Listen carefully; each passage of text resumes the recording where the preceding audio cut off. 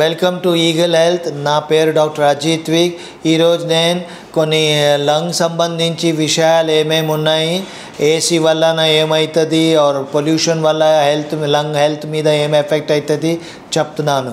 ముందు ఏసీలో ఉన్న వల్ల ఏమైనా లంగ్స్ మీద దెబ్బ తగిలే అవకాశాలు ఉన్నాయా లేదో అది తెలుసుకుంటాము.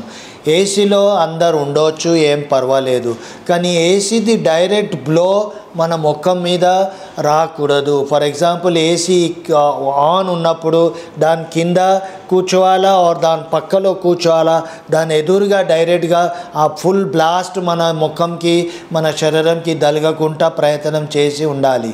అదే లేక మధ్య మధ్యలో ఏసీ ఎన్వైర్న్మెంట్తో లేచి ఫ్రెష్ ఎయిర్లో పోయి ఓపెన్ స్పేస్లో పోయి రావటం ఉచితం. అదే క్లోజ్డ్ ఎన్వైర్న్మెంట్లో 8-10 గంటలు కూర్చుంటే that will not be good for our health. అది మంచిది లేదు. మధ్య మధ్యలో 1 గంట తర్వాత లేచి బయట పోయి ఫ్రెష్ ఎయిర్ తీసుకొని రావటం ఉచితం.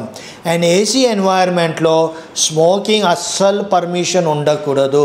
ఎవరైనా స్మోకింగ్ చేస్తున్నారంటే వాళ్ళకి ముందు బయటికి పంపించటం ఉచితం.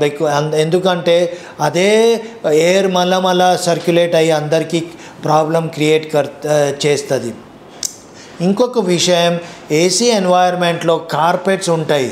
ఆ కార్పెట్స్లో దుమ్ము అంతా జమ అయిపోతుంది. ఆ దుమ్ము వల్ల, డస్ట్ వల్ల ఇంకా ప్రాబ్లమ్స్ లంగ్స్కి ఎఫెక్ట్ అయ్యే అవకాశాలు ఉన్నాయి. అందుకొరకే కార్పెట్ క్లీనింగ్ చాలా ముఖ్యంగా ఉంది. ఇప్పుడు ఐటీ ఎన్వైర్న్మెంట్లో, అన్ని క్లోజ్ ఎన్వైర్న్మెంట్లో ఈ ఐటీ వాళ్ళందరూ సాఫ్ట్వేర్ ఎంప్లాయీస్ అటువంటి వాతావరణంలోనే ఉంటున్నారు. దీనివల్ల చాలామంది పేషెంట్స్కి ఎలర్జీస్ తయారవుతున్నాయి.